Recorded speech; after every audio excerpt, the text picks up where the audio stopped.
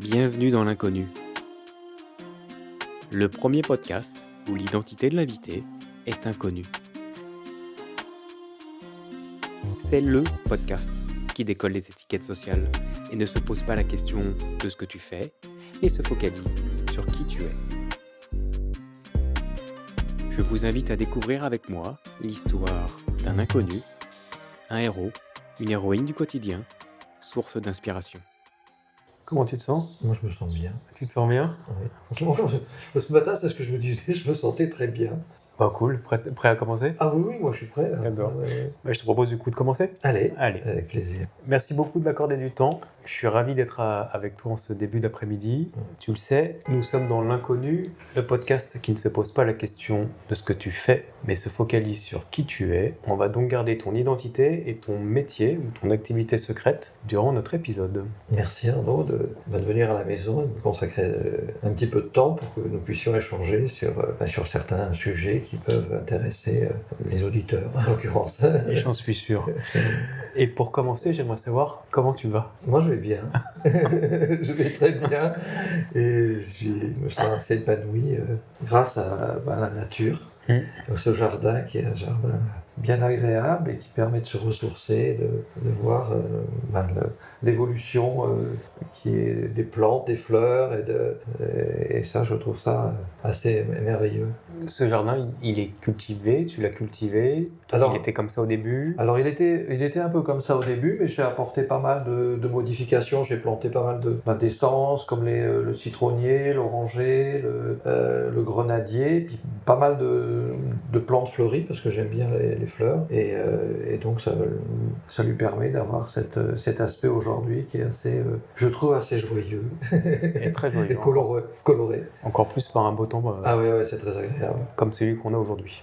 C'est un peu une bulle, ce jardin, une bulle de plaisir, et c'est un peu le jardin de l'Éden. Même le chat s'y plaît bien, vu qu'il monte sur les arbres. Oui. Et il se met même à côté j'ai un gros, cristal cathédrale, là, sur la fontaine, et il se met à côté pour se recharger en énergie. Du coup, tu as un petit peu répondu, mais est-ce que tu peux nous dire où nous sommes ? Nous sommes au cœur de Marseille. Et c'est ça qui est un peu curieux. On est dans une fois qu'on a passé la porte de cette maison, qui est une maison du 19e, on se retrouve transporté dans un autre monde qui peut être partout. Et nulle part ailleurs en même temps. Mais c'est vrai, c'est un monde où le temps n'existe pas. Et on se retrouve comme ça, dans un temps suspendu. Ça fait longtemps que tu habites ici ? Ça fait une vingtaine d'années, plus d'une vingtaine d'années. Et c'est un lieu que j'ai eu, que le ciel m'a envoyé, que j'ai eu la chance de pouvoir découvrir en une journée. Je cherchais vraiment un lieu avec un espace extérieur. Et le matin, j'ai pris mon bateau de pèlerin et je suis allé monter jusqu'à Notre-Dame-de-la-Garde pour essayer de trouver quelques agences immobilières qui me proposent ce que je cherchais, c'est-à-dire une maison un peu dans cet esprit avec un jardin. Et quand le soir, je suis arrivé chez moi, j'avais la première agence qui m'appelait en me disant qu'elle pensait avoir trouvé ce que je cherchais. Et le lendemain matin, j'arrivais ici, on ouvrait les portes, il y avait des petits oiseaux qui chantaient, les fleurs qui étaient là, et la fontaine qui donnait son doux bruit d'eau, et c'était le coup de foudre, le flash. Ok. Belle histoire. Beau cadeau. Et ça fait 20 ans que tu y es. Et ça fait 20 ans que j'y suis, oui. Je te propose de partir au hasard de la discussion. Et pour partir au hasard de la discussion, les dés. Magique. Exactement. Je te propose d'en tirer un au hasard. Est-ce que c'est ta couleur préférée ? Oui. Parfait, c'est génial. Oui. Le bleu. Le bleu ? Ouais. On le garde ? Ah oui. Tu le gardes ? Ah oui, je le garde. Le bleu de la mer. Et du ciel. Ou du ciel, exactement. Ouais. On a 6 thématiques. Est-ce que tu veux que je te dise les thématiques avant de tirer le dé ? Oui. Ou tu tires le dé et tu pars vraiment au hasard de la discussion ? Je pars au hasard de la discussion. Ah vas-y, je te laisse tirer le dé alors. 2. Le travail. Oui. Quelle est ta relation au travail ? Ou quelle était ta relation au travail ? Oui, quelle était ma relation au travail ? Une une relation, comment dirais-je, passionnante, parce que j'ai choisi ce que j'ai fait tout au long de ma vie. Et comme dans tout, quand on fait la cuisine ou quand on travaille, même si on a une fiche de poste, on met dedans ce qu'on est. Et sa fonction, on peut la transcender en fonction de la personne que nous sommes. Et ça, c'est assez fondamental, même si parfois le travail n'est pas toujours facile et contraignant et difficile. Eh bien, on arrive par sa créativité et sa façon d'être de transformer ce qu'on fait en y prenant du plaisir. Et ça, c'est assez important. Mais est-ce que c'est facile ça, justement, d'y mettre? C'est pas facile, mais c'est pas forcément facile, mais ça dépend de la personnalité qu'on a, parce que je pense que notamment, c'est un petit peu ce que je me disais, c'est qu'on peut arriver au niveau du travail à fonctionner avec des masques. Et donc on met le masque qui convient au bon moment, notamment par rapport au travail, et à faire et à réaliser, même si je le disais c'est contraignant, à faire ce qui nous plaît. Donc toi tu t'es épanoui? Vraiment. Dans ton travail? J'ai eu beaucoup de chance, beaucoup d'opportunités. J'ai rencontré beaucoup de personnes à travers le monde parce que j'ai travaillé sur les 5 continents. Ok. Ouais. Et grâce à mon activité que j'ai développée à l'origine. D'accord, on parlera à la fin. On parlera à la fin. Et donc c'était une opportunité de rencontre parce que la vie est faite de rencontres. Et je pense que dans ces rencontres, il n'y a pas de hasard. Le hasard n'existe pas. Et est-ce que ça veut dire aussi qu'il faut être ouvert aux rencontres? Oh oui, je pense que c'est essentiel. Et tu as toujours été ouvert? Ah oui. T'as jamais laissé passer aucune rencontre? Oui. Non, je n'ai pas de regret par rapport à ça. J'ai essayé d'avoir la meilleure relation possible avec l'entourage ou les personnes que j'ai rencontrées, et ce qui m'a apporté beaucoup d'opportunités positives et intéressantes, avec des expériences. Il y a toutes sortes d'expériences, bonnes et mauvaises, mais... Et la meilleure expérience que tu as eue, c'était quoi? Sans trop en dévoiler, hein. C'est un challenge. Sans trop en dévoiler. Meilleure expérience que j'ai eue, je sais pas comment au niveau du travail, meilleure expérience, j'en ai tellement eu. C'est de rencontrer des personnes exceptionnelles avec qui j'ai pu avoir une relation, plus personnelle, pouvoir être invité dans des milieux aussi assez exclusifs grâce à ces personnes-là, et de vivre des moments uniques qui après font que c'est un peu comme quand on fait des beaux voyages. C'est ces beaux voyages et ces moments un peu exceptionnels qui viennent nourrir le quotidien. Et ça, ça a beaucoup d'importance. Est-ce que tu avais ou tu as un mentor? Non. Une personne qui t'inspirait dans ton domaine? Non, je n'ai jamais fonctionné avec un mentor. D'accord. Et j'ai beaucoup de personnes que j'ai pu suivre par rapport à l'enseignement qu'elles ont pu me donner, mais après moi je garde vraiment mon libre arbitre par rapport à ce phénomène de mentor, parce que je pense que c'est à chacun de se développer, de trouver ses outils par rapport aux expériences qu'on peut nourrir avec les rencontres qu'on peut faire et les expériences professionnelles ou non professionnelles, et après de tracer soi-même son chemin.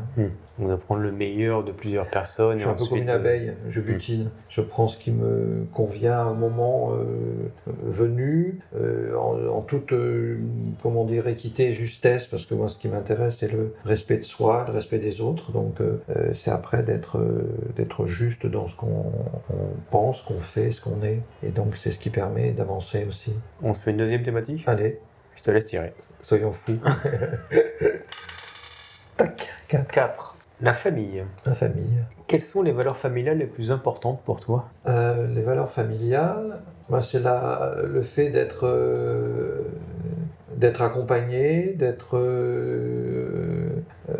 d'avoir une relation, qui est affective, qui est présente. C'est aussi par rapport aux parents.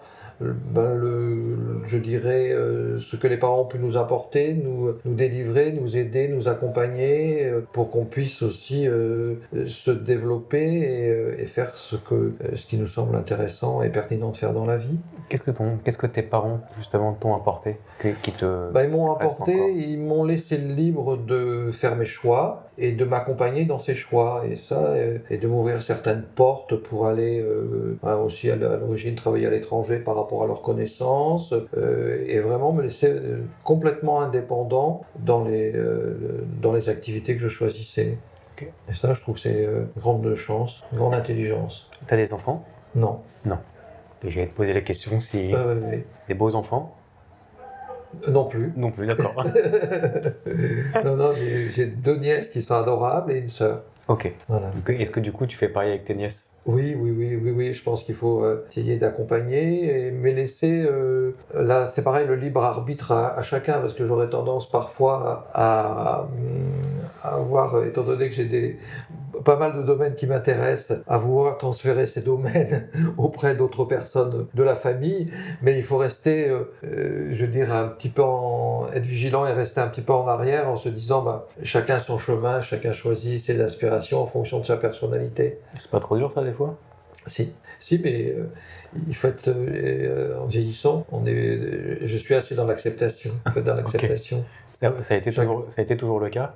Ça m'empêche pas de dire ce que j'ai envie de dire parfois, et c'est pas toujours bien perçu. Mais bon, c'est ce que je ressens, et je pense que c'est fait avec beaucoup d'attention, c'est pas fait de façon punitive ni rien, hein, et c'est pour essayer de donner un conseil, c'est tout. Mais après, chacun est libre de les prendre, ces conseils, ou de les appliquer ou non, quoi. C'est toujours pareil. Au moins la responsabilité de toi de dire ce qui va. Je pense que la communication, c'est quelque chose de fondamental. Et de dire les choses, parce que malheureusement, ça ne fait pas forcément partie de l'éducation de début, où on nous met, par rapport un peu à notre éducation un peu judéo-chrétienne, de ne pas dire les choses, d'avoir l'impression parfois de provoquer les autres. Mais je pense qu'en réalité, en étant assez souple, de dire les choses, de ne pas être sur des non-dits, parce qu'on trouve toujours le moyen ou le mode d'expression qui peut convenir pour dire les choses. Et ça, on l'apprend au fur et à mesure de la vie par rapport aux expériences. Quand on est jeune, on peut être maladroit, mais quand on est plus âgé, on trouve le bon mode. Et ça, de dire les choses, c'est fondamental. Ok. On passe au texte à trous? Allez, texte à trous. Je commence les phrases, tu les termines. Allez. Pour me développer, Pour me développer, je suis beaucoup mon intuition. Ou mes intuitions par rapport à ce que j'ai pu développer dans ce que j'ai pu avoir comme un enseignement, quel qu'il soit. Et après, je me fie à mes intuitions pour développer ces secteurs d'activité, et de plus en plus. Ok. Et la dernière intuition que tu as eue? Ma dernière intuition, c'est souvent d'aller sur des lieux, et d'aller sur des lieux que je ne connais pas forcément, où je fais des découvertes. Ok. Quoi comme découverte? Là, ça me fait penser dernièrement, j'étais à Valence et je voulais aller à la cathédrale de Valence parce que c'est un haut lieu sacré où il y a eu, comme on en parlera peut-être, des énergies particulières. Et donc la cathédrale était fermée et j'ai été attiré par un autre lieu et je me suis aperçu que dans ce lieu qui datait du XVIe siècle, il avait été fait de façon particulière où à certains endroits, c'était un hôtel particulier, et il y avait des sculptures qui avaient tout à fait une symbolique. Et cette symbolique avait un sens, dans le sens où elle procurait aux personnes qui rentraient dans le lieu une énergie particulière. Ok. Ma dernière boulette, alors, c'est parfois peut-être de me sentir peut-être trop en confiance et de trop parler. Ok. Attention à ce que tu dis au podcast. Voilà, il faut faire attention parce que tout le monde n'a pas forcément la même intention. Et comme je suis très enthousiaste en ce moment par rapport à ce que je fais, j'ai tendance à parfois trop parler et après préfère être dans la solitude des fois, qui permet de continuer de faire des recherches, de s'enrichir et d'évoluer d'une certaine façon, que de trop parler parce que les mots ont un sens et les mots font à un moment acte aussi, donc il faut faire très comme la pensée. Et parfois je livre trop de clés à mes interlocuteurs parce que je pense qu'ils ne méritent pas ces clés en réalité. D'accord.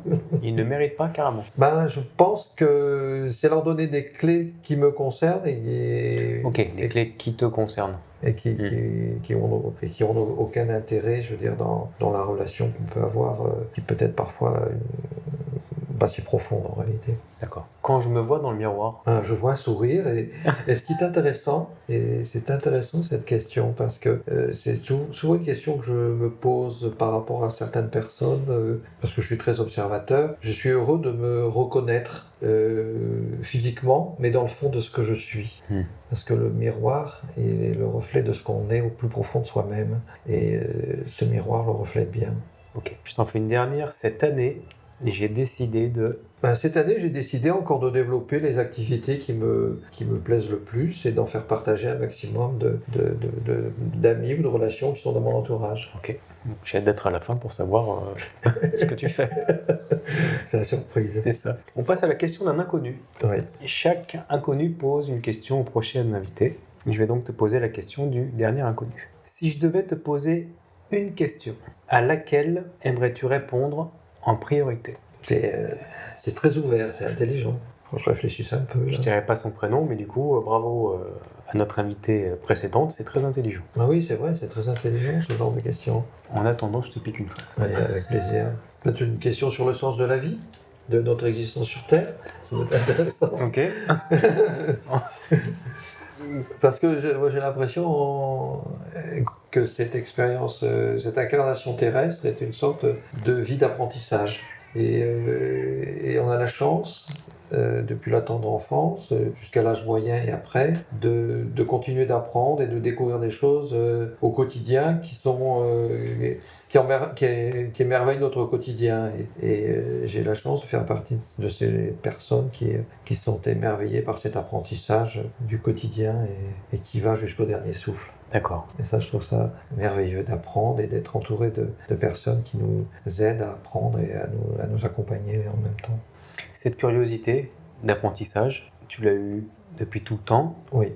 Ou c'est quelque chose que tu as cultivé? Non, c'est quelque chose de naturel pour moi. C'est la curiosité de la vie, de découvrir. Et c'est assez amusant parce que quand j'étais assez jeune, ou même j'ai un jardin actuellement, mais quand j'étais tout petit, j'avais déjà un jardin chez mes grands-parents. Et après, j'ai toujours été attiré, notamment par rapport à ce qui était peut-être un peu parallèle, tout ce qui était mégalithe, tout ce qui était Égypte et autres. J'adorais Léonard de Vinci, qui construisait tout en géométrie sacrée et qui peignait aussi en géométrie sacrée. Et j'ai un peu, par rapport à mon activité professionnelle, eu un moment de pause par rapport à tous ces sujets qui se sont réouverts à moi de façon plus concrète il y a une bonne vingtaine d'années.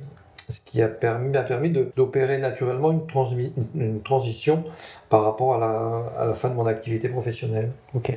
Donc c'est comme la vie, c'est un livre, hein, des pages, on tourne les pages, et à partir du moment où on a anticipé le présent ou le futur, eh bien les choses se déroulent, je dirais, naturellement. Qu'est-ce que tu entends par anticiper le présent ou le futur?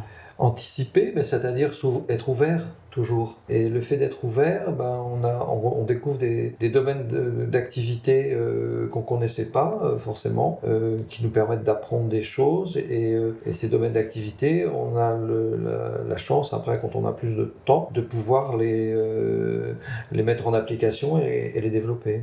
Ok. Je te propose de passer au non-sujet. Allez. Est-ce que pour toi, il y a un non-sujet, un sujet qui t'énerve quand il arrive dans la discussion? Pas forcément, non, j'ai pas vraiment de sujet.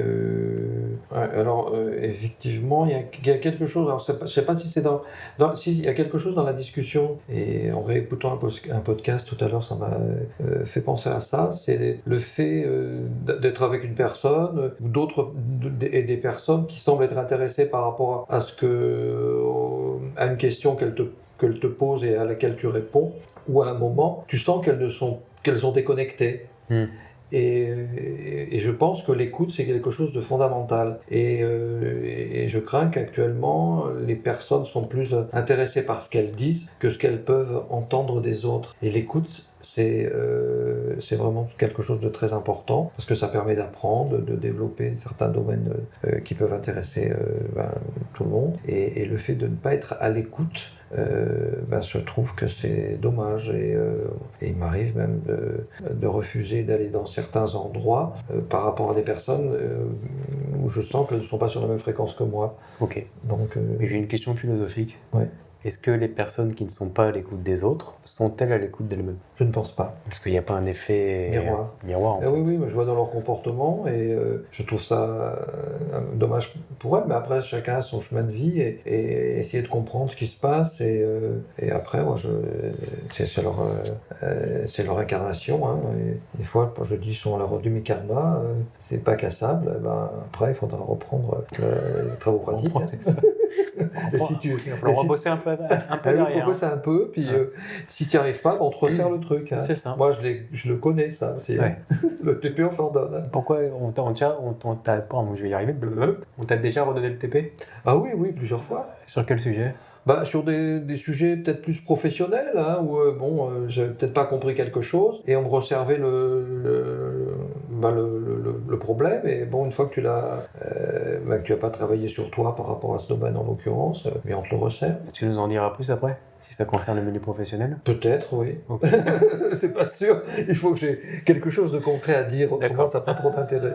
On en reparlera tout à l'heure. Avant de partir, ici il te reste quelques jours, quelques mois avant de mourir, qu'est-ce que tu souhaiterais pas regretter? Qu'est-ce que tu aimerais faire? J'ai pas de regrets, et continuer de profiter pleinement de la nature, parce que la nature est pour moi divine, et je veux dire, ça peut nous aider à la rejoindre, la nature, à passer dans un autre plan, et j'avoue que je ne serais pas du tout dans l'excitation de faire 1000 choses, parce que je pense que ceux qui font 1000 choses et qui font des voyages un peu comme la liste des courses, ça n'a pas trop d'intérêt. Et donc moi je suis plutôt tranquille par rapport à ça. On passe au partage de vie. Tu vas retirer le dé. Si tu fais un nombre pair, tu tires le dé avant, pair. Tout le monde fait des chiffres pairs ici.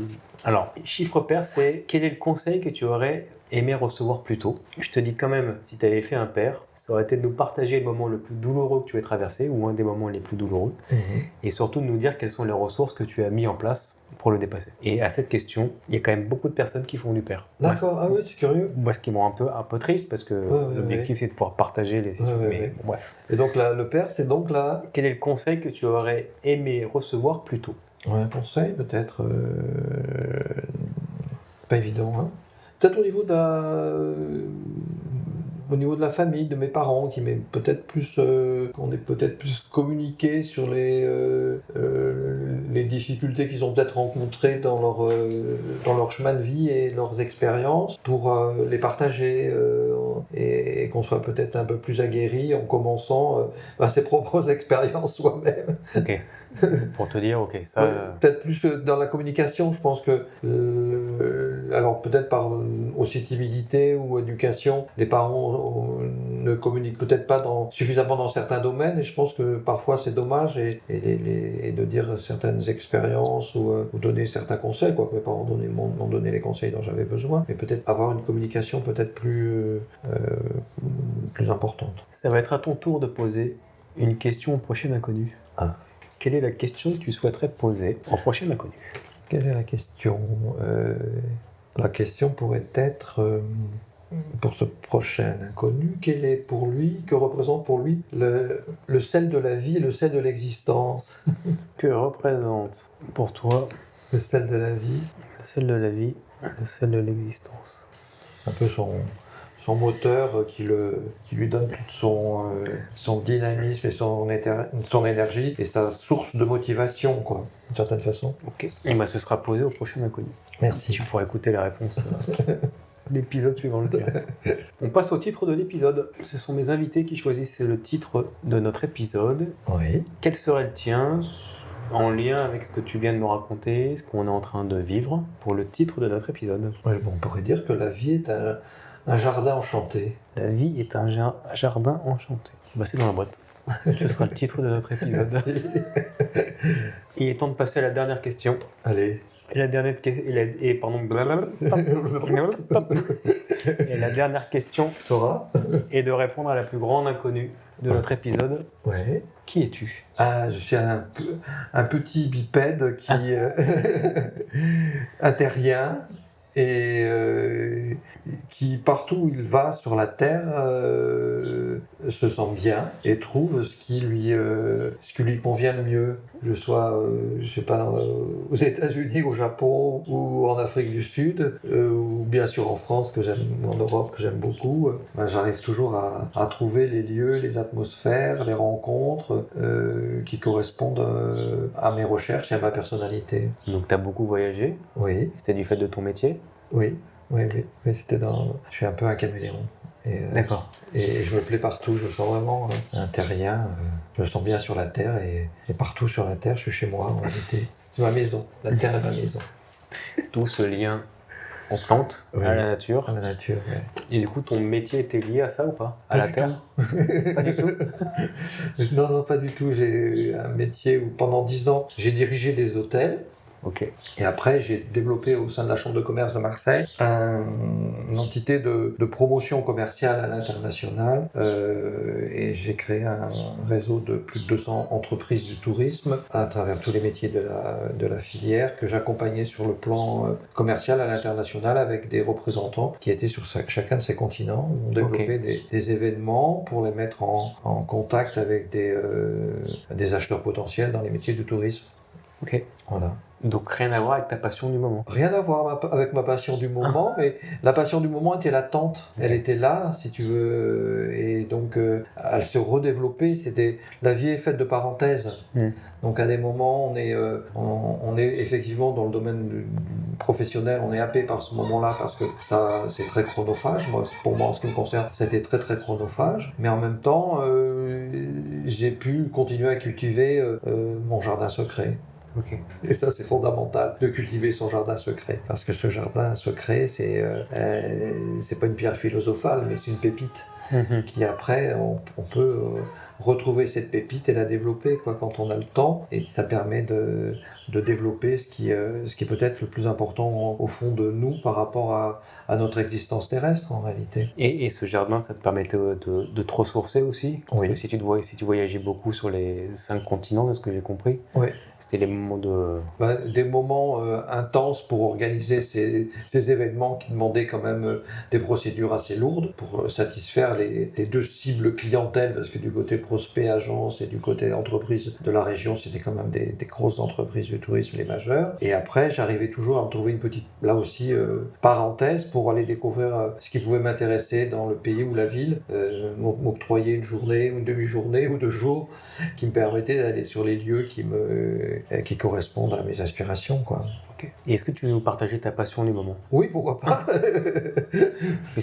On en a parlé tout à l'heure avant le... Oui. Ma passion du moment, c'est c'est ce qu'on appelle la géobiologie et donc de tout ce qui permet de régir l'humain par rapport, le vivant par rapport à la Terre et tout ce qui concerne ce qui nous entoure, hein, et de partager avec les autres aussi cette activité dans le sens où de faire découvrir des lieux, de trouver des méthodes, comme on le disait tout à l'heure, notamment en termes de soins par rapport aux énergies et d'essayer d'apporter sa pierre à l'édifice en étant proche des individus et en leur apportant un peu d'énergie pour que les personnes se sentent mieux et puissent après être dans une meilleure forme et pouvoir être en pleine capacité, quoi. Et ça, c'est assez intéressant, quoi. Ça reste un peu très vague ce que je dis là. Ou pas. Enfin, ou pas. À chacun d'interpréter comme c'est ça, chacun interprète exactement. T'as pas dit ton prénom? William. C'est ça, parce que j'allais te poser une question et j'allais commencer par ton prénom. Donc, Will.i.am. Will.i.am. Qui a tout un sens aussi. C'est ça. J'aime beaucoup la langue des oiseaux. Langue des oiseaux. La langue des oiseaux, c'est le sens caché des significations, des tournures, des phrases. Très bien. Du coup, Will.i.am, est-ce que tu veux rajouter quelque chose? Non, je pense qu'on a fait le tour de cet échange que j'ai beaucoup apprécié, notamment par rapport à la manière dont tu as de le mettre en place, de l'appréhender et de le réaliser. Voilà, merci. Merci à toi, William. On déclue? Allez. Merci beaucoup pour notre échange dans l'inconnu où le bonheur est parfois caché. J'espère que vous avez tout autant apprécié que moi mon échange avec William. Je vous invite à partager, commenter. N'hésitez pas, pour soutenir mon travail, à noter et mettre des commentaires sur les plateformes d'écoute. Je vous dis à la semaine prochaine, même jour, même heure.